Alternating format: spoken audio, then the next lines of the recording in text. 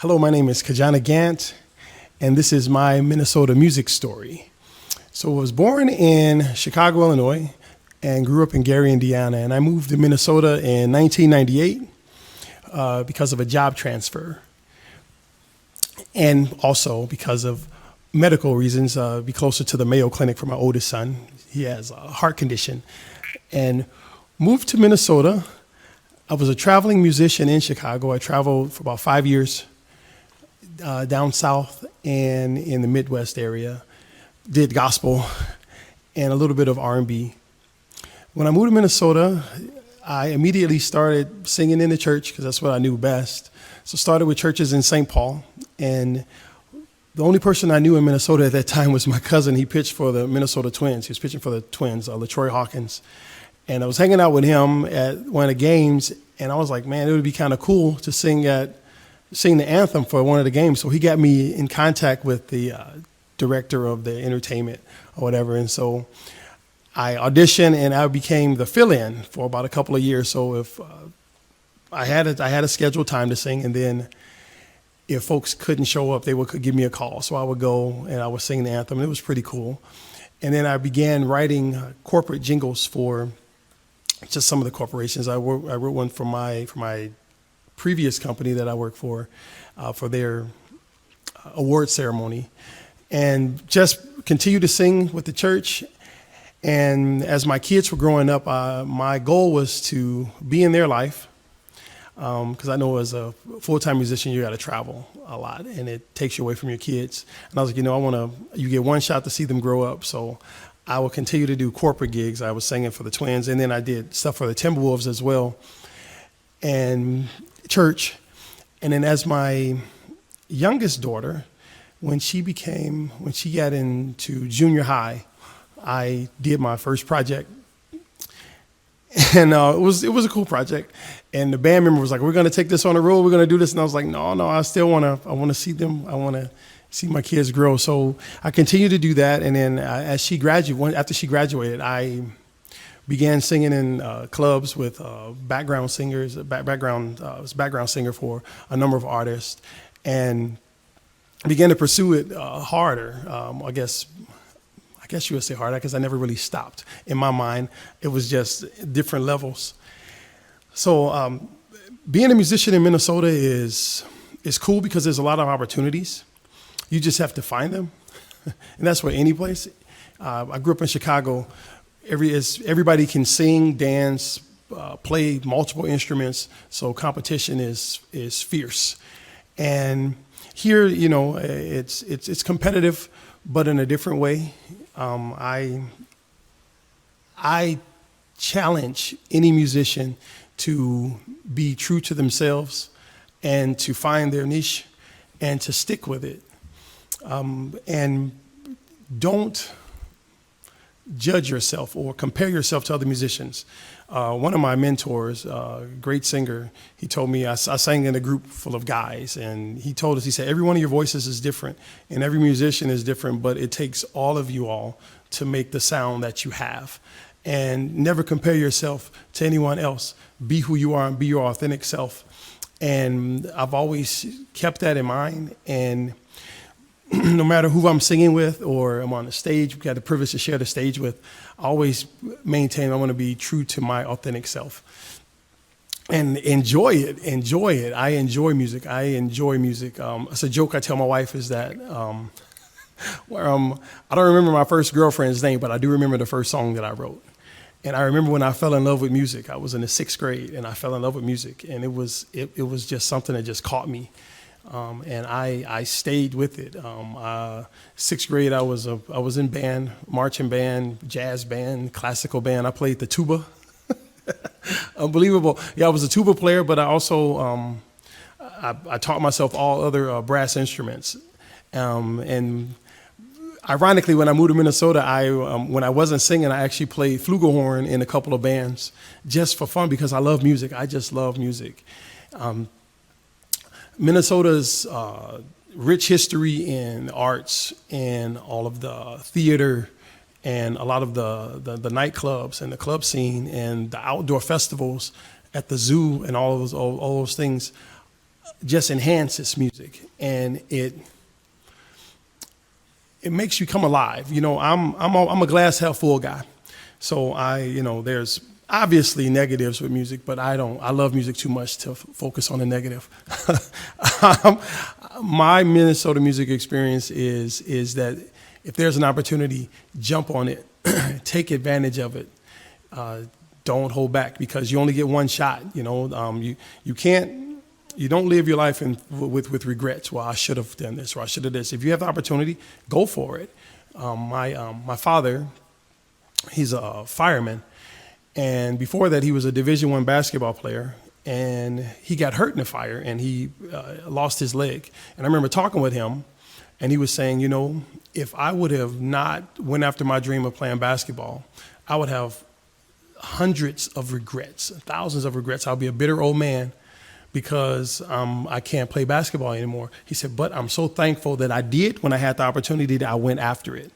And that stuck with me. It's like, if you have the opportunity to do something, go for it, because nothing is guaranteed, nothing is promised. And with the opportunities to sing and to perform in Minnesota, it's great. It's a privilege. With social media, anybody can perform anywhere now. We see that. We saw that through COVID, and I'm thankful for the opportunities to be able to perform. I've been working with Pastor Londa Lundstrom for about 19 years. I worked with them in Lakeville with Pastor Lowe when he was alive, and I've learned so much from them, and with regards to production and presentation and keeping it simple, but being professional and honoring your word. And that is huge with musicians, because musicians we are a weird bunch. And a lot of times that sometimes people think that they're so talented that they can just show up when they want to. But I remember working with her and Pastor Lowell, and it was like, hey, you're not that great an artist to just show up and think you can just do what you want to do, because you can easily be replaced. And that brought me back to my days in Chicago, where everyone could sing and everyone could perform and everyone could play, and you had to be on your A game every time. You had to give your best, the best of your ability. And I appreciate that. And I take that to heart. Whenever I do something, I want to do it to my best of ability. I don't want to leave anything back. I don't want to leave nothing left on the stage, because I'm cheating myself and I'm cheating the crowd. A few years back, I had the opportunity to perform at the Dakota Jazz Club. It was a fantastic opportunity. It's a great crowd, a great venue in Minnesota, and it was a fantastic show. The crowd, the Dakota is great because the audience is right on you. They're right in your face, and it's great because it's super intimate, and you can just see folks' expressions as you're performing, and you can feed off that energy. And it was a fantastic show. It was a great show, and I'm thankful for that opportunity to perform there. It was great. I remember performing with the Twins at a Yankees game. It was about 50,000 people, and I sang the anthem, and that energy was amazing. But the intimacy of the Dakota was so powerful, because you're right there and they're right in your face, and you're like, it was great. And the people show love because I was showing love to them. And Minnesota has been great to me as a musician, as an artist. It's been great. I don't take it for granted. I appreciate everything that's done. I appreciate the opportunities that's going to come after, because I plan on continuing to perform as long as I'm alive. And thank you. My name is Kajana Gant. Thanks.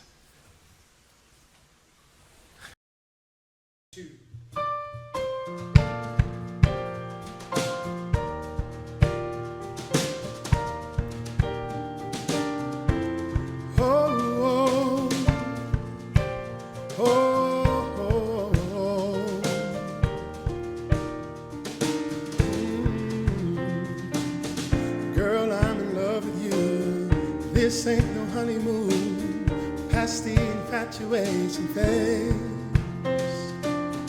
Right in the thick of love, Sometimes we get sick of love, seems like we argue every day. I know I've misbehaved and you've made your mistakes, and we both still have room left to grow. And I know if time hurts, I still put you first, and we'll make this thing work. But I think we should take it slow. We're just ordinary people. We don't know which way to go, because we're ordinary people. Maybe we should take it slow. Take it slow. Oh, oh, oh. This time we'll take it slow. Take it slow. Oh, oh, oh. This time we'll take it slow. This ain't a movie, no, no fairy tale conclusion, no. It gets more confusing every day. Oh, oh. Sometimes it's heaven sent and we head back to hell again. We kiss and we make up on the way. 'Cause I hang up, you call, we rise and we fall, and we feel like just walking away. And I love advances, we take second chances, though it's not a fantasy. I still want you to stay. We're just ordinary people. We don't know which way to go, because we're ordinary people. Maybe we should take it slow. Take it slow. Oh, oh, oh. This time we'll take it slow. Take it slow. Oh, oh, oh. This time we'll take it slow. Take it slow. Maybe we'll live and learn. Maybe we'll crash and burn. Maybe you stay, maybe you leave, maybe you return. Maybe another fight. Maybe we won't survive. We never know, but we gotta grow. Baby, you and I, just ordinary people. We don't know which way to go, because we're ordinary people. Maybe we should take it slow. Take it slow. Oh, oh, oh. This time we'll take it slow. Take it slow. Oh, oh, oh. This time we'll take it slow. Take it slow. This time we'll take it slow. Take it slow. Oh, oh, oh. This time we'll take it slow.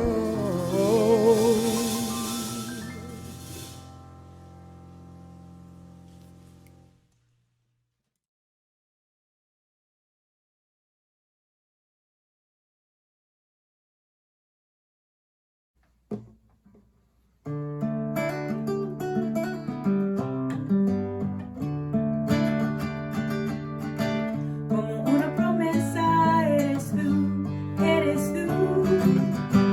Como una mañana de verano. Como una sonrisa eres tú, eres tú. Así, así eres tú. Como mi poema.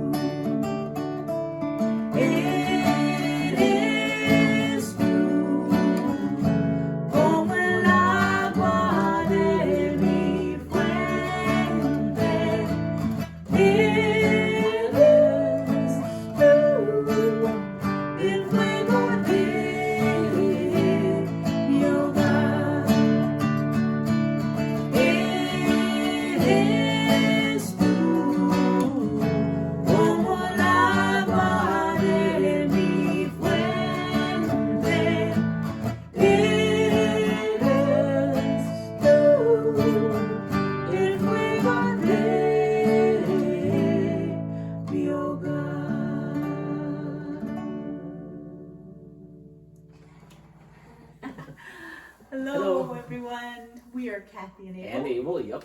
We are a husband and wife duo, guitar vocal duo, and we are We're really members of the. of the Minnesota Music Coalition, and we have been asked to share our Minnesota music story. Or this could be in a time capsule. 100 years from now, people will be listening to us on Mars. We won't be there, but they'll know what life is like on planet Earth.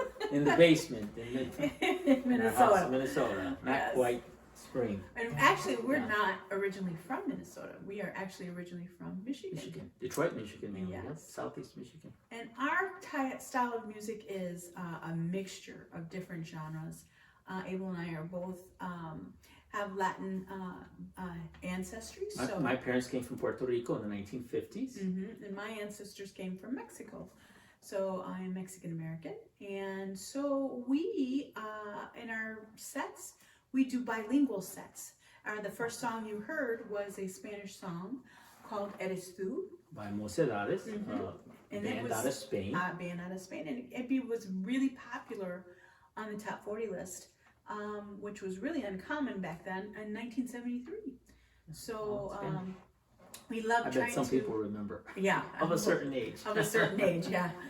And so we like to incorporate a lot of Spanish songs or totally Spanish or even some bilingual songs in our Mix it up. sets. Even when we do all English sets, we usually mix in a couple of Spanish songs that we like to throw in there for a Yes. little flavor and spice. Yes, and we played at many different venues all around Minnesota. We played all the way up in Crookston. We played all the way down in Mankato. Yeah, Yeah. we've done cultural presentations Yes. with the Mexican folklorico dance group called Los Alegres Bailadores. Beautiful dance group, yes. And we've done, again, all Spanish. We've done venues like weddings and funerals. Yeah. And quinceañeras. Like McNamara's band, when we play funerals, we play the best of all.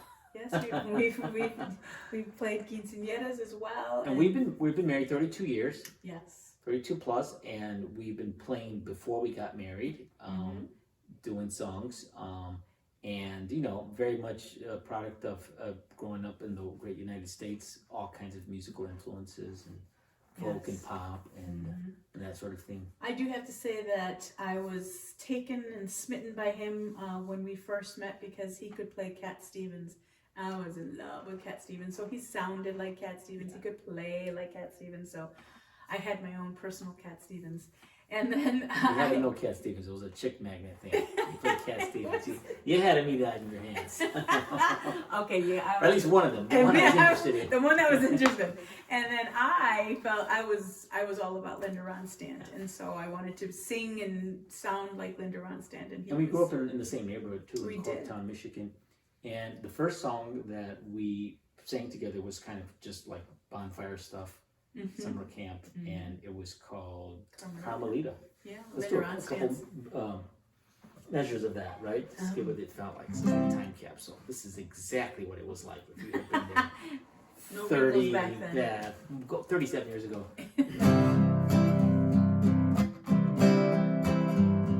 I hear mariachi static on my radio, and the tubes they glow in the dark, and I'm there with you in Ensenada, and I'm here in Echo Park. Carmelita, hold me tight. I think I'm sinking down, 'cause I'm all strung out on heroin on the outskirts of town. Alright. This is not an endorsement for No, drugs. no, we're But it was a not. really cool song at the time. Yeah, we were 17, so. Never tried this stuff. Yeah, but. So yeah, that was one of the first song we played, and then we got married in '88, and we would do different songs. We used our talents in the church that we were involved with too, with trying to adapt some traditional music to acoustic. But professionally, we started playing together. About when the kids got older, and Yeah. I signed us up for a 3-hour gig, and came home and said, "Kathy, we got a gig, really?" I said, "Yeah, let's just get out there, start doing stuff." The kids are older. Yeah. We only knew like 12 songs by heart. It's a 3-hour gig. That's 3 sets. Yeah. And then we had like 60 days to prepare for like a sort of more of a, for the first time playing to like complete strangers, Yeah. which was kind of fun. And I wanted the world to hear Kathy's voice, and And we were she brought addicted. the house down we with her we voice. fell in love. We've done house concerts. We've done. Yeah. You were addicted. I was committed. I had no we choice. sung on boats. We sung on boats, interesting spaces, Yes. next to the bathroom, next to the kitchen, you know, in the hallways of places, just weird On spaces. steps. Yeah, and lots of venues, music is an afterthought, so let's squeeze them over there. Yeah. But That because would we be take one up thing a I would small, change, yes. yeah, we take up a small space, we can fit in a lot of interesting spaces and fun spaces. But we've always had Yeah. such a good time wherever we're playing. We always have a good time. And we have also the Motown influence. We grew up listening to a lot of Motown. Yeah. But yeah, so we have been playing for quite some time, and we have been fortunate enough to meet some wonderful, wonderful musicians. That's been the cool thing. There's like this group of people that get to a certain age, the kids are grown up, they're out of the house, some of them are retired. Next thing you know, they're picking up their guitars and instruments and bumping in them in open mics and wine bars. Yes. And or they're doing their own. impromptu bands are their own forming, gigs starting now. to, even people putting out albums for the first time. We created our own band. It's called Latin The Billies. Latin Billies. And we were able to meet some wonderful musicians, and we decided to get together and create some really, really cool music through Latin Billies.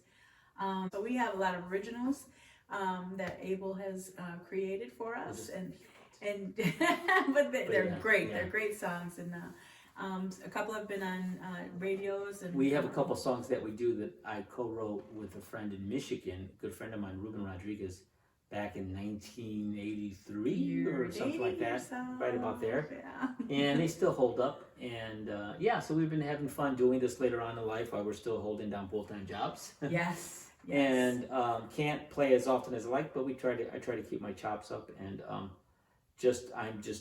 we're honored to play with such incredibly good musicians, and I guess they think we got game too, but we really are awed by their talent and what they can do, and we're glad to have that synergy to do different combinations. And just to let you know, if you'd like some more information on who we are, what we sound like, for Kathy and Abel, you can find us on Facebook under Kathy apostrophe and Abel, ABEL. You can find us on Facebook as well as YouTube. And for Latin Billies, the same thing. You can find us on Facebook and YouTube as well. And just to let you know, Abel and I have 2 events coming up. One is virtual and one is live. And we are very excited to be able to perform live.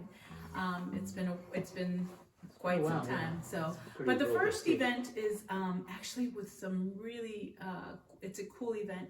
It's called Music Mission, and it's with Todd Clauser and Molly Marr. And Mayor. Sorry if I said it wrong, Molly. I'm sorry. We had created a video at Willie's Guitar. Willie's American Guitars. Willie's American Guitar in St. Paul, and we were like a musical postcard. Yes, Yeah, we it's played. connecting Mexico with Minnesota, and it is such a brilliant idea. They do wonderful things.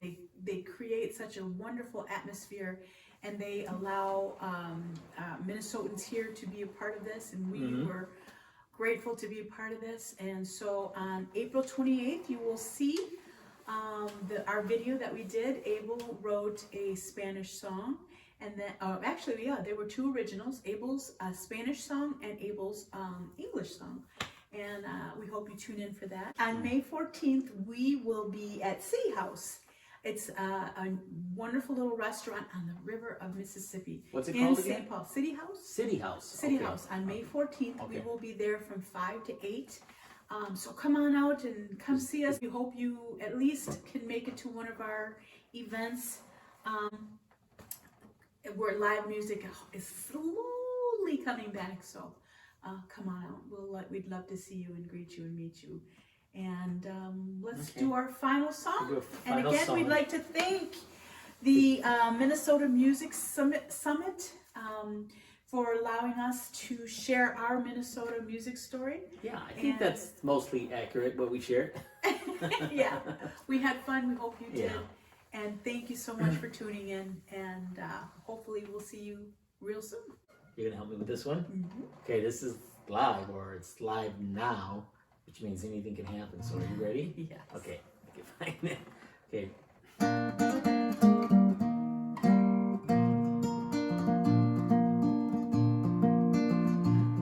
Well, I'm sitting in the railway station, got a ticket for my destination.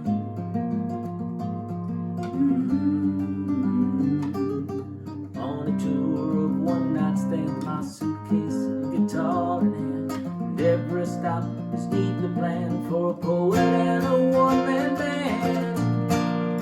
Homeward bound, I wish I was homeward bound.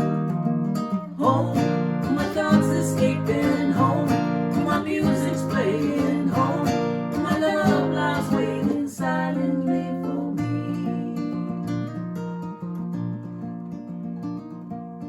Every day's an endless stream of cigarettes and magazines.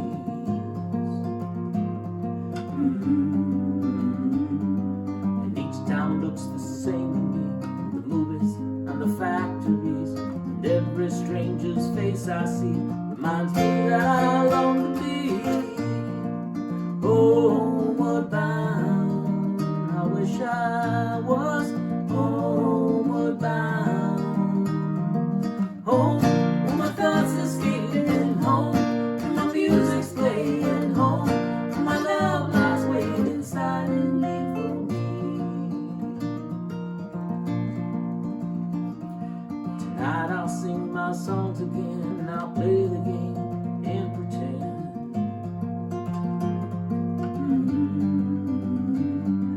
But all my words come back to me in shades of mediocrity, like emptiness and harmony. I need someone to comfort me. Homeward bound, I wish I was homeward bound. Home, where my thoughts escaping home, where my music's playing home, where my love lies waiting silently for me. Silently for me.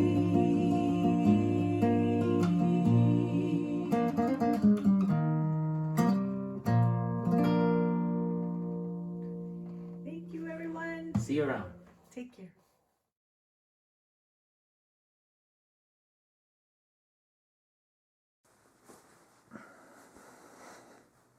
My Minnesota music story is really my whole music story, as I've actually been playing in the United States longer than I ever was back home.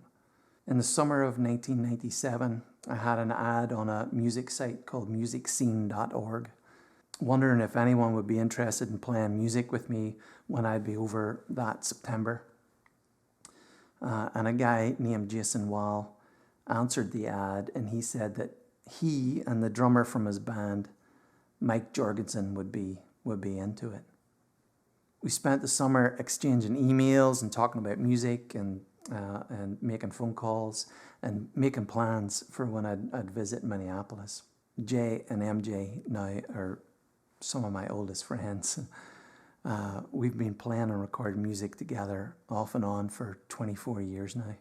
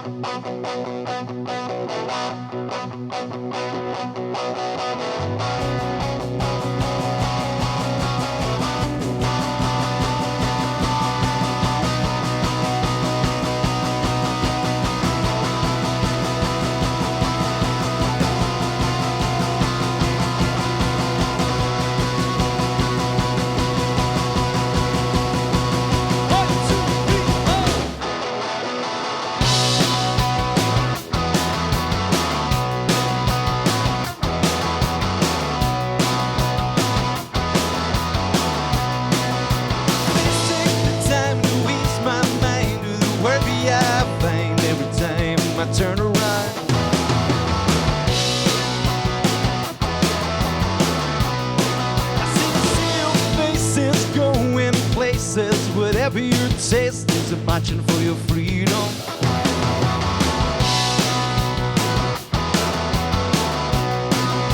Find and understanding is a rise and inflammation of my God. That's the reason I'm running. Heart, that's the reason that I'm scared. Oh, oh, oh, oh. Then I'm not the only one with the reason to feel. 'Cause when I get in out of here,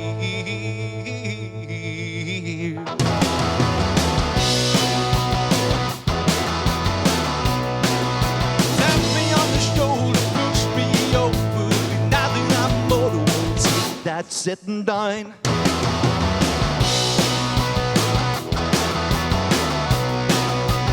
Oh, turning over cars, they're breaking windows in bars, setting fire to the street.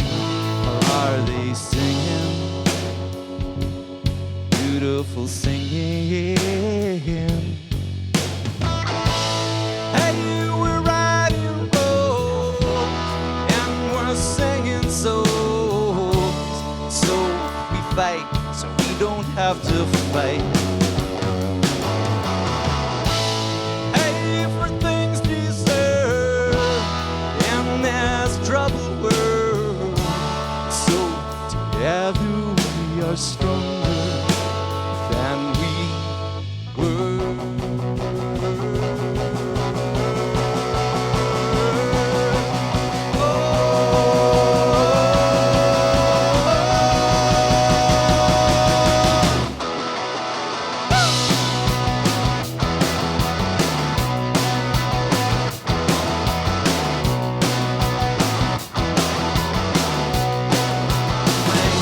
And understanding is a rising information. Oh my God, it's the reason I'm running. And heart, it's the reason that I'm scared. Oh, oh, oh, oh. But I'm not the only one with the reason to be. 'Cause when I get in out of here,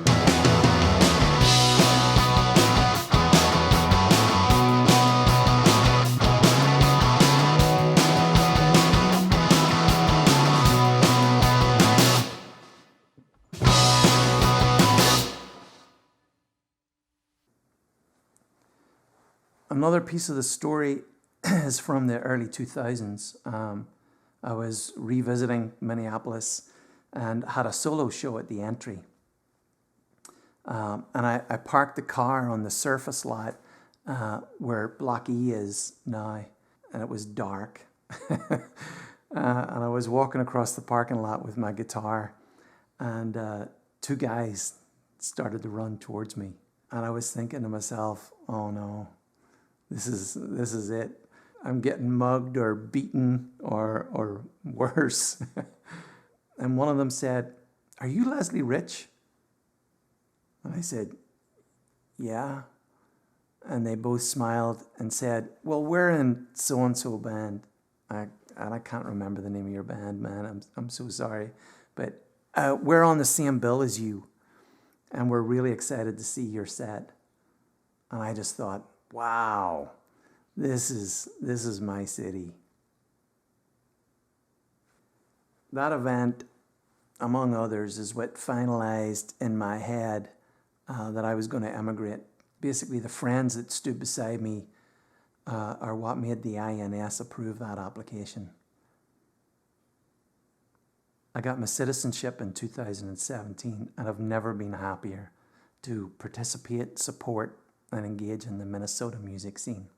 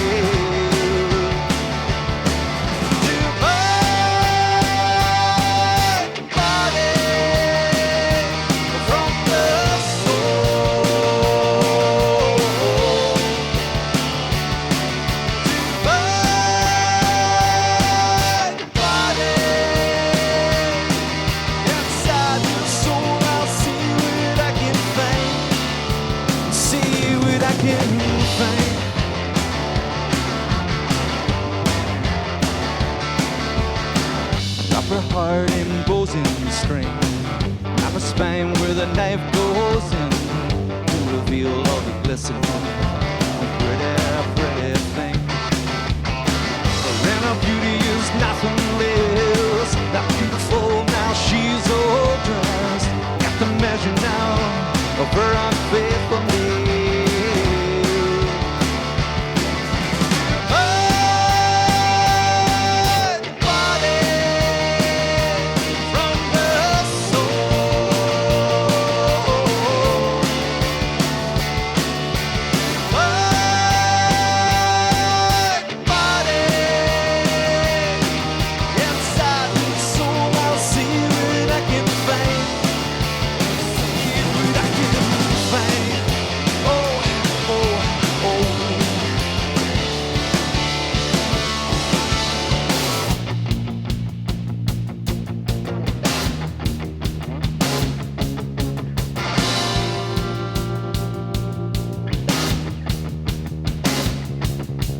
Fingers and toes and bones and bristles, pale white skin and good strong muscle, eyes and nose and lips for kissing, but the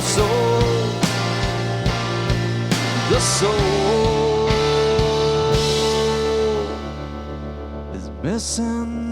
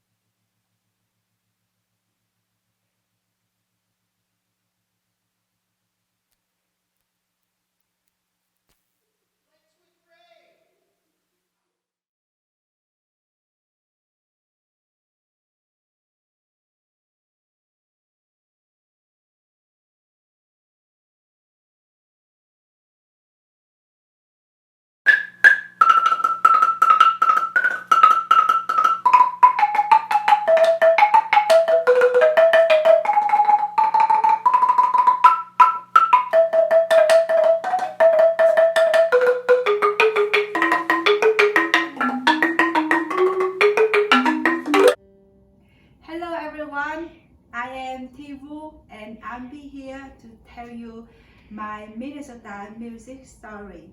Let's start with my biography. I was born in Vietnam and I started touching my music since I was 3 years old. When I turned to 10 years old, I started learning music in the Music Conservatory of Vietnam, and I have been playing 4 instruments: the zither that have a 16 strings, and the bamboo, and then you can see behind me is the 1 string instrument. That instrument very unique in Vietnam, and they can play any kinds of songs in both traditional music and international music. Since I learning with music, I bring 4 those instruments to many countries and performs in there, such as the Singapore, Philippines, Malaysia, Indonesia, and Australia. When I study and perform music for 2 years in Australia. Since 2018, I moved to Minnesota and be a founder of the Vietnamese traditional music.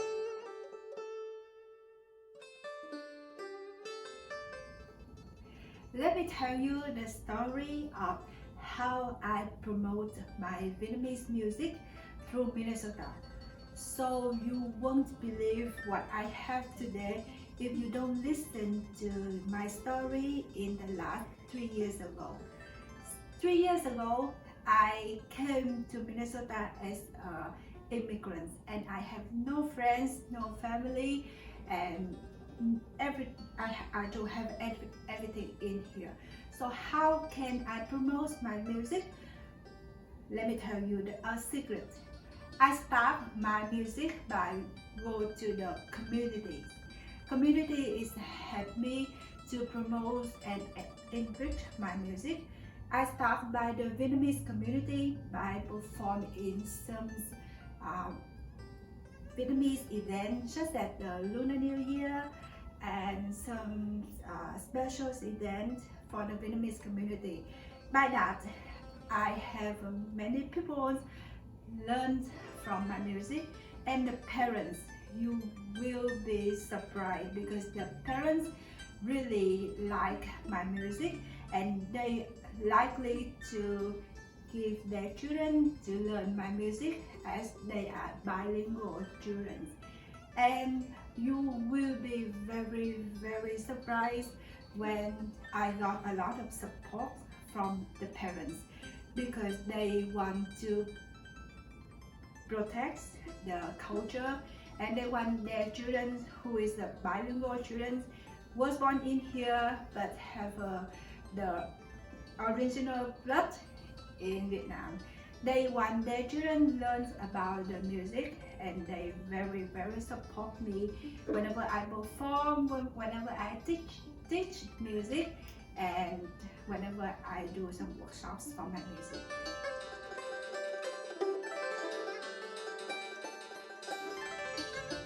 Since I perform in the Vietnamese community, I have many people know me and they are likely to invite me to perform in the other state.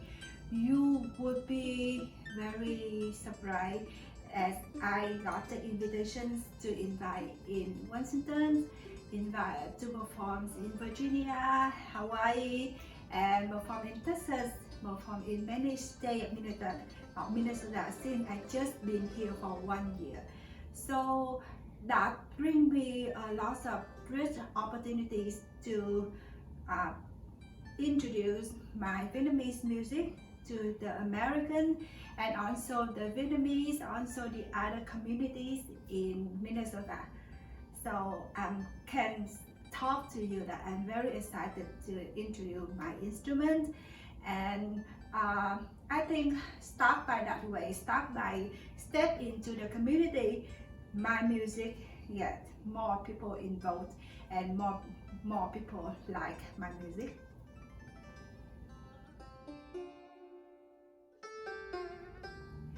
The other ways of promote my music could be through media access. So how can you start to promote your music through media access? You can start by the Facebook, YouTube, and some websites. That is the way I get people from far of me know about my music and listen to my music, even though they don't have a chance to attend in my performance. So Facebook is the one who can post all of your video and also YouTube and your website. So by that way, I can improve my fan page and then I get more people like my page and more people like me and also like my organizations. Even though we are the non-profit organizations, but our purpose will be promote music, and then we don't have any profits of that, but we would like to introduce music to everyone. by that way, I got some invitations from the some channels like CTV Suburban to invite me to do some talk shows. So talk show could be very effective way to promote your music. I did 2 talk shows about tell me about non-profit organizations, and the other talk shows is about the journeys of promote and enrich Vietnamese music through Vietnamese through the American. So those are my talk show they have in general, and then a lot of people after that, a lot of people reach out to me and they say, wow, your music is wonderful, and what you talk to me get me understand more about the music, about your music, about your bamboo instrument, about your string instrument, and then those of the knowledge you bring to me is very unique. Some Americans reach out to me and then say they have ever seen hear that sound before, and it's very fantastic to them. By that way, I think media access could be one of the effective ways to promote the music through America.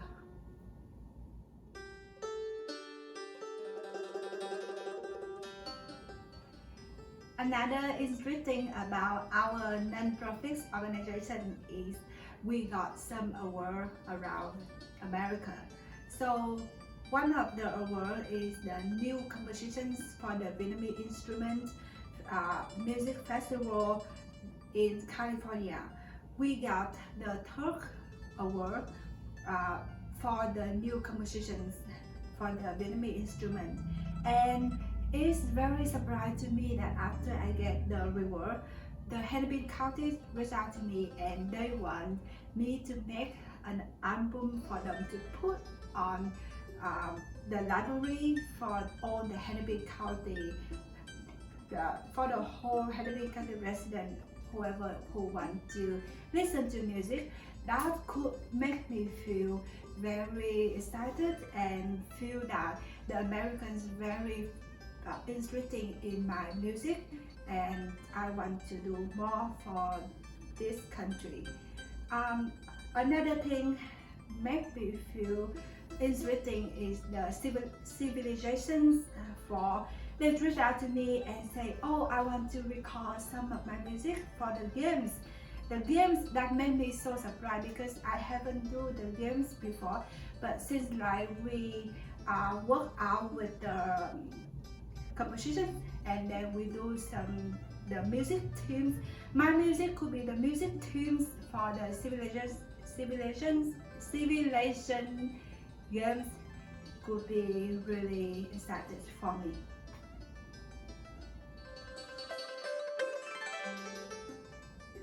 For those of the things our organization did for the last 3 years, can you picture how my organization will be in the next 3 years? Let me tell you. So we have a lot of plans for our organization. So first of all, I'm thinking we will create some workshops for the Americans who is welcome to listen more about our music. So the workshops could be how to create Vietnamese music and how to combine the American music with the Vietnamese music. Or the other workshops could be how to combine traditional music with jazz. So, and then the other workshop is just coming to my head could be how to protect the music, the instrument, and how to maintain the instruments when the weather turns change and the weather is too cold. That help people understand more about how my instrument work, and then more understand about how we want to promote and enrich our music through this country.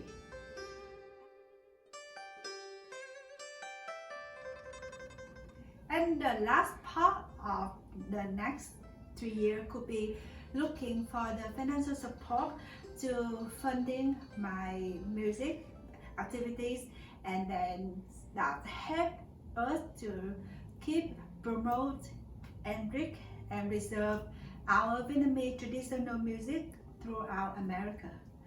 So that could be. Thank you for everyone to listen to my Minnesota music story, and I hope you have a chance to visit my Facebook, my YouTube, and my website to see more about how the sounds of those instruments look like, and then many of our performances in there. I see you in the next time.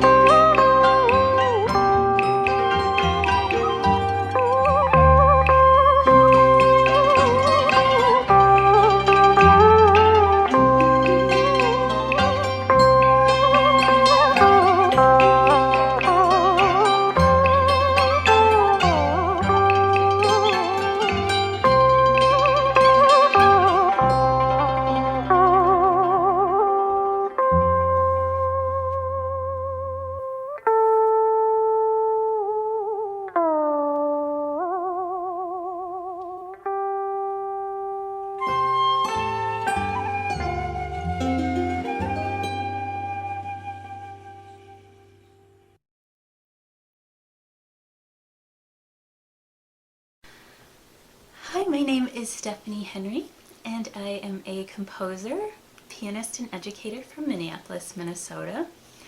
And I don't remember a time where I didn't love music. I was always surrounded by music. My family always played a variety of music. I was exposed to pop music, children's music, rock music, country music, hip hop, R&B, soul, all of these genres at a very young age. And my Minnesota music story starts when I was in preschool. When I was in preschool, I was very shy, very, very shy, and I didn't talk. And the teachers thought I was a mute or that I needed speech therapy. And my dad would consistently tell them, no, Stephanie can talk. She's very intelligent and she can sing. And because I didn't talk at school, they just didn't believe him. And so out of growing frustration, he decided to record me. And he recorded me counting and saying my ABCs, and I wanted to sing. If he was recording me, I wanted to sing. And I sang Man in the Mirror by Michael Jackson. And he passed these tapes out to the teachers who said I needed speech therapy. And they loved it. They kept the tapes. We never got them back. We still don't have them back to this day. My dad would say, can I have the tape back? And no, they want to keep it. And that let me know, even when I was that little, that music was a way for me to connect to others and to convey my emotions and express myself. If we fast forward a few years, when I was in kindergarten, my sister was in 3rd grade. I have an older sister, and she got to join the band, and I was so jealous. She played the flute. And I couldn't wait to get to 3rd grade. I couldn't wait to play. So finally, when I did, I started playing the alto saxophone. And I chose the alto saxophone because I wanted to be like Lisa Simpson and was at the Pink Kangaroo from Zoobilee Zoo on PBS because I thought they were really cool and smart girls. And I really excelled at the saxophone. And I was fortunate enough to have a really wonderful teacher who allowed us to study the repertoire, the traditional repertoire, but she also encouraged us to play fun songs that we would get excited about, so we would practice a lot. So we got to do the traditional repertoire as well as Disney songs and pop songs and songs from movies. And I remember looking at my practice card. Recently I found it. And I would practice for an hour and 25 minutes or an hour and a half a day just because I loved it so much. And another thing that I learned while I was in elementary school is that pursuing a musical talent or performing in some way, you get respect from your peers. Like, there were certain bullies, after they saw me perform, they wouldn't pick on me anymore. And they would, some of them would say, you know, she's talented. And that was another reason why I continued to pursue music, because it was a way for me to express myself, but it allowed people to respect me because I was an easy target because I was so quiet and so shy. Moving forward, I continued to study the saxophone and perform on the saxophone and with the band throughout elementary school. By the time I got to middle school, they didn't have a band at my middle school. And so I was devastated. But they had a keyboard laboratory, so I started dabbling in piano. And I liked piano because I didn't have to, you know, clean the spit out of it. I didn't have to change my reed, and I could wear lip gloss. And so the piano was really appealing to me. And in that music class, we were just learning the basics, the foundations, like the note names, rhythms, Twinkle Twinkle Little Star, stuff like that. And I remember one day while I was in junior high, my sister's best friend was over, and she always knew how to push my buttons and pick on me. And she was over and she said, Prince was better than Michael Jackson. And that was something that always upset me because they are and were both brilliant in very, very different ways. And I never got the comparison because their sounds were so different. The metal on their jackets, it was distributed differently. So I didn't get that. And that was always upsetting to me. And Rochelle, my sister's friend, showed me a snippet of Purple Rain, where Prince is at the upright piano and he's playing along with Lisa and Wendy's track of Purple Rain. And I was like, I can do that. And she was like, well, do it. And so I went over to the keyboard and I did it. And I thought for sure she was going to call my bluff, but I was able to do it. And that something went off. I was like, I should really start pursuing piano more, because if I can hear something on the radio and play it like that, it's something I should be pursuing. I could do that a little bit with the saxophone, but for me, it was easier to do it on the piano. And I continued to study piano off and on, but I started taking it more seriously when I got to high school. And it was in high school when I started getting more exposure to classical music through the music classes I took there. And between that and my growing love of piano, I decided to go to college for composition and music theory and study piano as well. And I went to St. Olaf and took a deep dive into the world of classical composition and loved it. I love knowing how things work, what helps convey different kinds of emotions, and how you can do that as a musician and connect with others. And I love music theory. I'm a music theory nerd. So continued to do that, and after I was done with school, I decided to go to graduate school and get my master's. And there I wanted to do something a little different, where I studied musical theater, studied composition for musical theater. My thesis for my graduate program was I wrote a libretto. I did an adaptation of the story of Pollyanna. I wrote lyrics and the piano vocal score, and I performed them. And shortly, I got good feedback from that. And shortly after that, I got a job working at a branding and communications design firm, and they gave me my first professional gig as a composer. They wanted me to score their documentary and write just solo piano music. And that was perfect and also surprising, because the idea of composing for film was something that never crossed my mind. I thought I would be writing for orchestras and symphonies and chamber ensembles and musical theater. And when I did that, I loved it. Just completely fell in love with film scoring. And even though I was a fan of Danny Elfman and John Williams, it was just something that never crossed my mind. And I continued to write for chamber ensembles and write solo piano stuff, but I became more active with performing. I performed with the Bare Bones Orchestra. I performed with a few rock bands around town. I performed with theatrical ensembles as well. And so continued to do that. And around that time was really pivotal for me, because I started teaching as well and started training other little Minnesota musicians to have confidence and learn how they can express themselves through sound. And a few years ago, about 3 years ago in 2018, I met a filmmaker collaborator, and we worked on several projects. So I've composed music for a handful of Minnesota films and a Minnesota web series, and really, really loved it. And all of these things, when I get feedback and get acceptances and compose scores for films, all of these are signs that I should be doing this and that I should be continuing to pursue this. And most recently, just wrapped up a film score. Currently working on some other projects, a solo piano album. And for my performance today, I will be performing a piece called Melodic Silver, and it's from the documentary that I composed, the solo piano works, my first gig. And so here is Melodic Silver. Enjoy.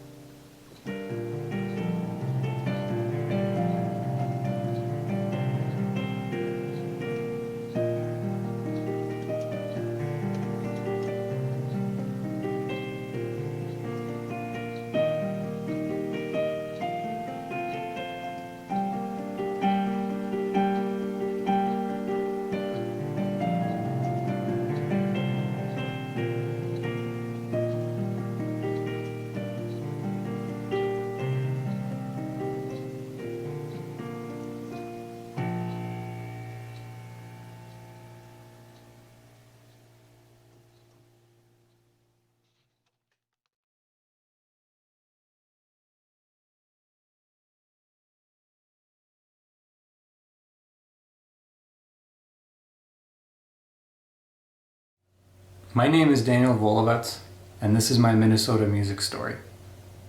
Actually, though, there's a bit more to my story than just music. I'm a guitarist and composer, but I'm also a physician resident specializing in psychiatry. My story is about two passions that I love equally: music and medicine. I come from a musical family, with my parents and siblings all being musicians in some capacity. My parents immigrated from the former Soviet Union, and some years later I was born here in Minnesota and have lived here ever since. Growing up, I was acutely aware of being in some ways caught between two cultures. On the one hand, being proud of my Russian Jewish heritage, but on the other also realizing that there was another culture in which I was growing up around. Amidst the second generation immigrant experience, I was also fascinated by music from a very young age. We always had music playing in the house, all sorts of genres and artists from many different countries. I suppose I absorbed all this music in one way or another because at the age of 6, I insisted that I wanted to play the guitar. And you have to understand one thing about me at this age. I was a pretty hyper, perhaps not so serious kid, so this request was a little bit out of character for me. But my parents agreed, and so I had my first guitar. A small plastic thing that nevertheless played a really important part in my story. It was on this guitar that I had my very first lessons with the great classical guitarist Anatoly Shapiro, my first maestro who taught me more than I can put into words. He taught me not only the fundamentals of guitar and music in general, but along with my second maestro Tony Hauser, encouraged and supported me in my efforts to find my artistic voice.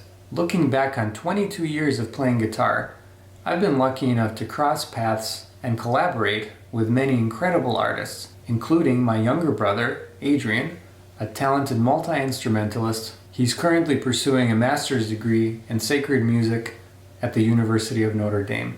So unfortunately, our collaboration is on a bit of a pause right now. But through my collaborations with him, many other artists, and my own solo endeavors, I began to gravitate toward creating arrangements and my own original compositions, through which I came to realize I can best express my artistic self. Since composing my first piece and creating my first arrangement around the age of 15, I've since composed and arranged several hundred pieces alongside my studies of the classical, jazz, and flamenco repertoires. And it is these compositions and arrangements more than any others that have been with me through the good and the difficult times, and through which I truly bare my soul to those around me. As I grew as an artist, so too sprouted another passion. I realized that I wanted to become a physician. Inspired by my great-grandmother's stories of being a nurse during the Second World War, as well as my mother's multifaceted career in medicine that ultimately led her to become a psychiatric nurse practitioner, my guitar was never jealous as I prepared for countless tests and later spent long hours studying and working in many local hospitals in the Twin Cities. It's been a delicate balancing act full of surprises and challenges, not the least of which has been pursuing medical training amidst the COVID-19 pandemic. But pursuing both careers has allowed me to gain a deeper understanding of the fact that there's actually quite a bit of overlap between them, ultimately allowing me to become both a better doctor and artist. I've been lucky enough to have had the help of many loved ones as I pursue careers in both fields. Without their support, I would not be able to be where I am today. As you might have gathered, listening to my story so far, I have many role models, one of whom I haven't mentioned yet, and that's my third maestro, the Dutch flamenco guitarist El Payo Humberto. He lived in Minnesota for several years, and one day I approached him for lessons focusing on traditional flamenco, and he agreed to teach me. I showed up for our first lesson, expecting it to be the usual hour, but soon I realized we were well over and still playing. I look at the clock at the end, and we're at 2.5 hours. I asked him, Humberto, how much do I owe you for this lesson? And I'll never forget what he told me. He said, Daniel, you owe me passion and dedication. Passion and dedication. These two words turned out to be so important in my pursuit of careers in two seemingly disparate fields, and they are also the words that I live by in my desire to give back to the community. When it comes to music, I'm passionate about teaching, and have taught many students over the past 10 years. I'm also passionate about sharing my music with the community through live performances. With regard to medicine, my residency is based at Hennepin County Medical Center, a county hospital that works primarily with underserved populations. It's a privilege to serve and learn from those whose voices have been marginalized for many years, and likewise to play a small role in the fight toward health equity and racial justice. To say the least, giving back to the community will be a lifelong endeavor. I'd like to close by sharing 2 pieces recorded in my home studio. First, an original composition titled Time Forgotten, composed in a sort of neo-Renaissance style with jazz influences, as well as an arrangement of the famous Brazilian piece Chega de Saudade, composed by the great Antonio Carlos Jobim. If you enjoy my music, please consider checking out my albums, which are available on my website at danielvolovets.com. Thank you for listening to my story, and I hope to see you around at a concert one of these days. Take care and stay safe.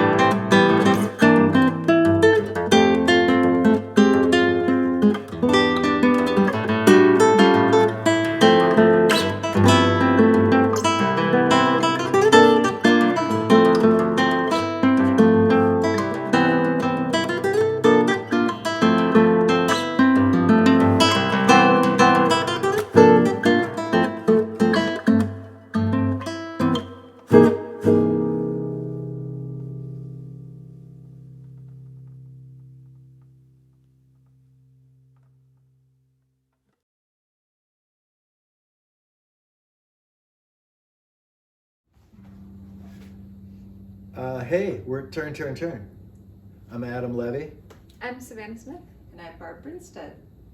We've been playing as Turn, Turn, Turn for a couple of years now. We both, all three of us have been playing music for some time, playing in different projects, but this group is a couple of years old, and we started just kind of doing our favorite singer-songwriter, three-part harmony music covers, and then gradually just started working our own stuff into it.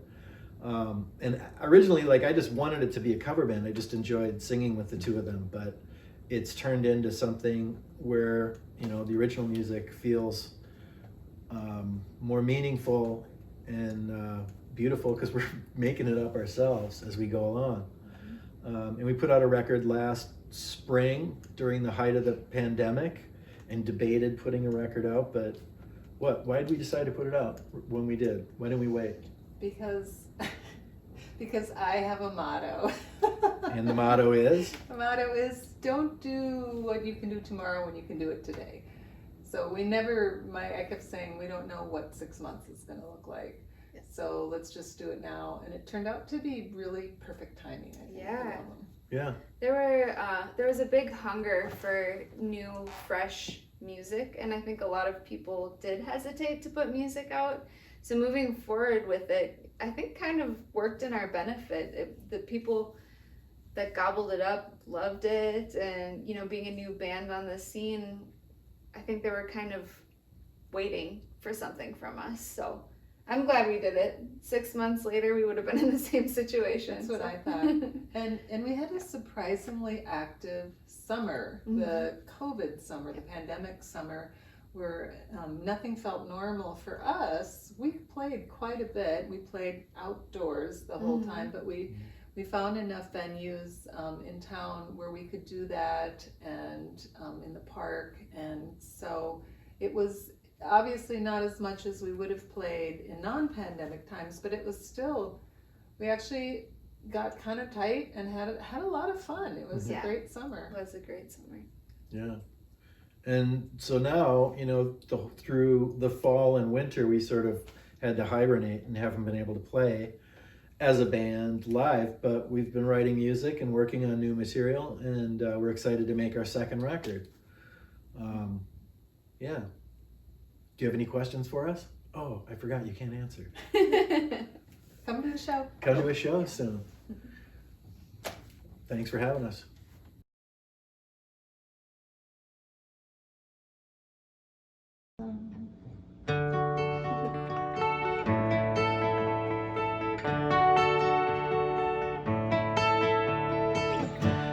You feel the light she's under, failing you.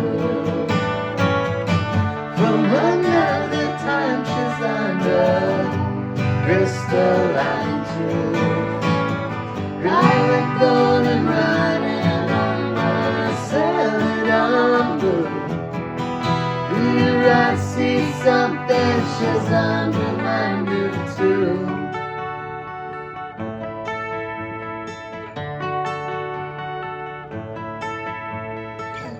Can you feel the pain she's under, surrounding you? The stories of billions she's under, cross galaxies and roots. Violet golden running around the celadon blue. Here I see something she's under my new too.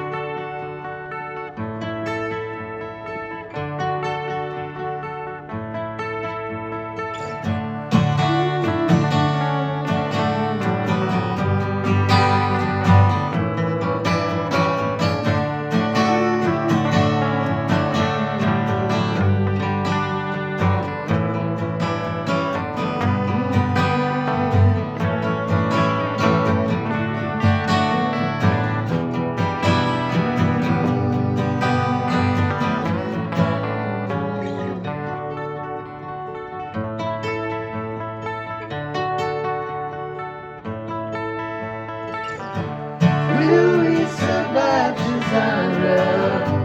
Feels like a fall. Time evaporates. reaches under the spirit's call. Violet, goldenrod, and umber celadon blue. Here I see something, she's under. Here I see something, she's under. Here I see something, she's under my ear too.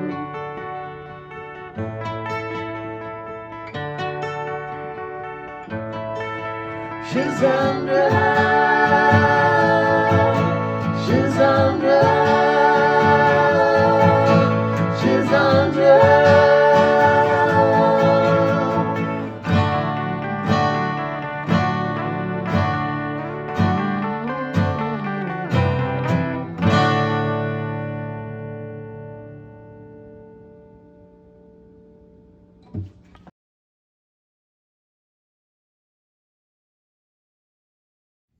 One, two, three. Can't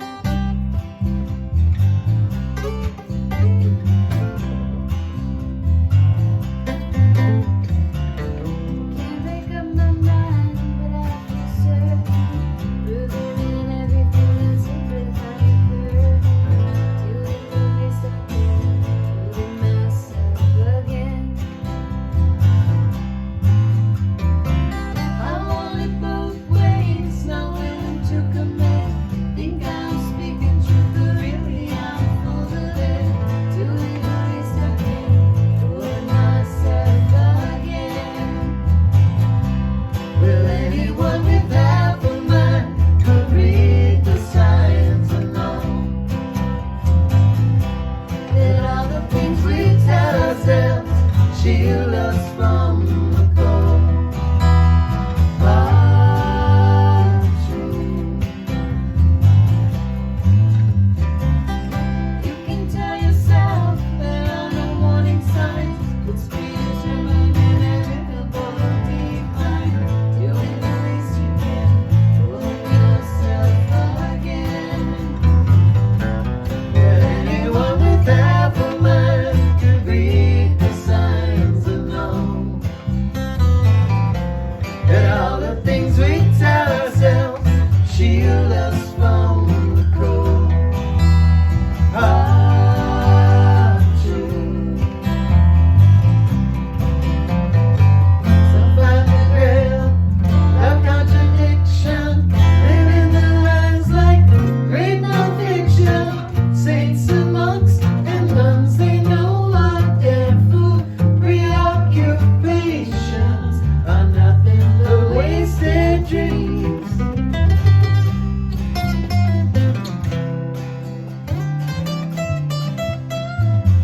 Time's only healed by degrees. You think you got away, but you're not really free. Doing the least you can, fooling yourself again. But anyone with half a mind could read the signs and know that all the things we tell ourselves shield us from the cold. But anyone with half a mind could read the signs and know that all the things we tell ourselves shield us from the cold are true.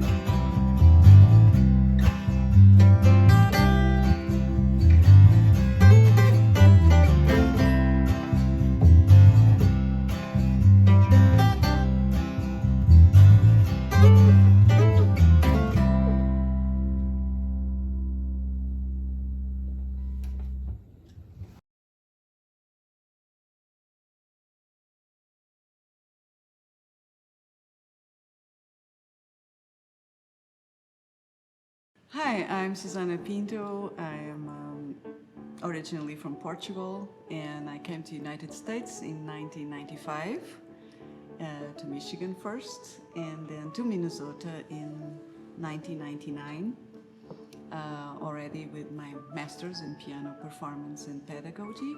At the turn of the century, 1999 to 2000, was a happy exciting time for me. I was looking for a job, and I remember distinctly to be in downtown exploring the city and starting and getting out from the bus. I heard one day music, and I followed the music, and I came across a big building, and I understood where the music was coming from, and that was from MacPhail Center for Music.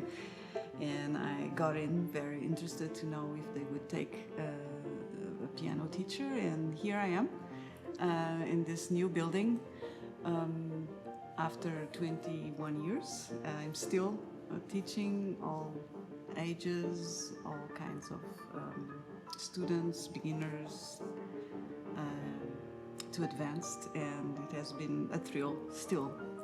Exploring the city was very welcoming to me at that time, and still is, and I have a very good close circle of friends. I've never spent my Thanksgiving here by myself, which is a very good thing for me.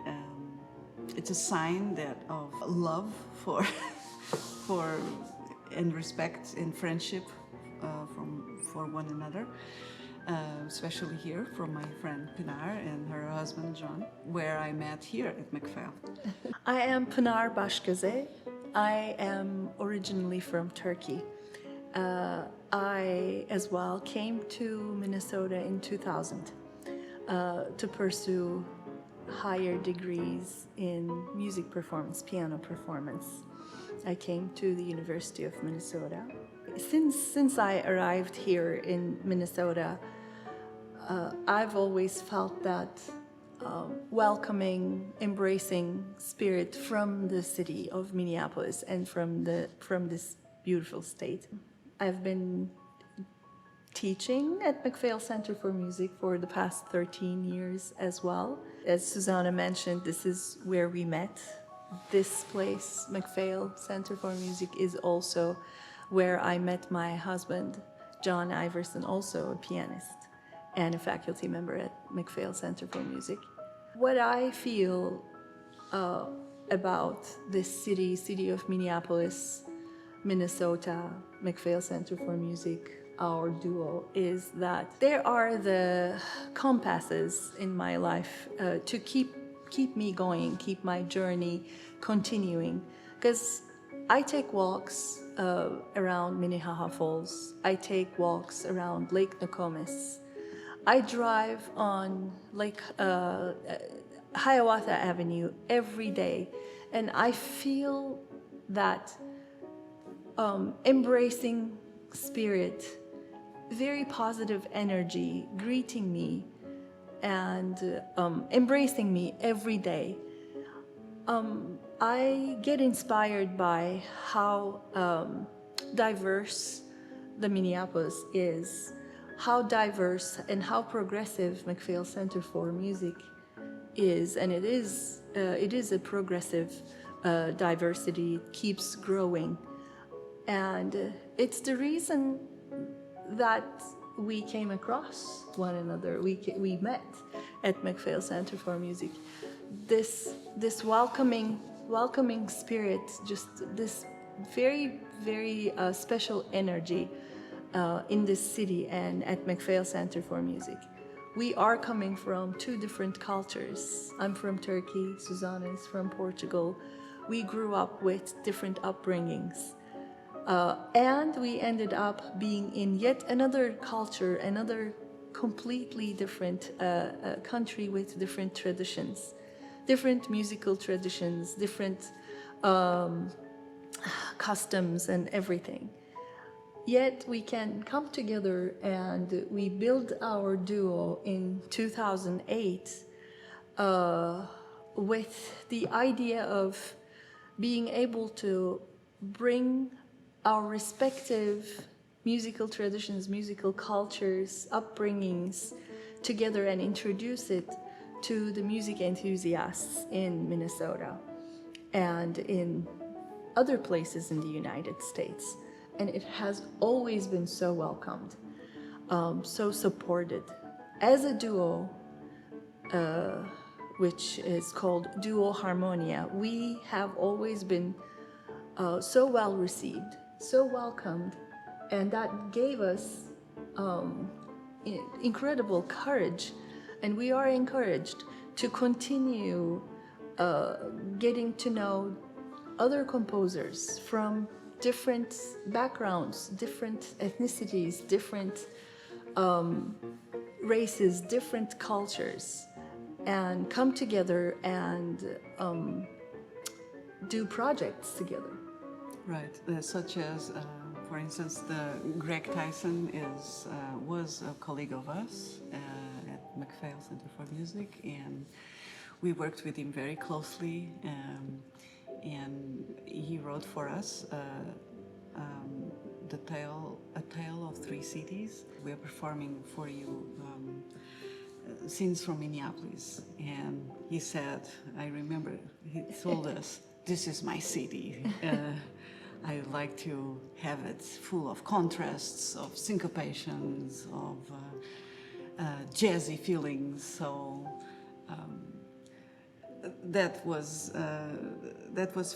we took it that very seriously, and we tried to do our best with it. Yes.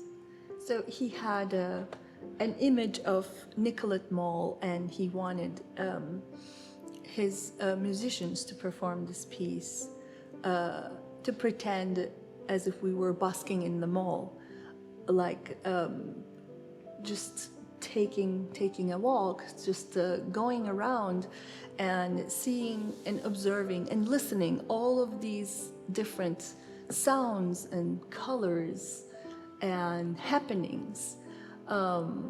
Just walking down the mall and maybe just passing by the WCCO station and passing by malls and passing by the Minnesota street performers, exactly, street performers, and just passing by the Minnesota Orchestra building, passing by big churches, and everything he wanted to reflect in this short piece of music.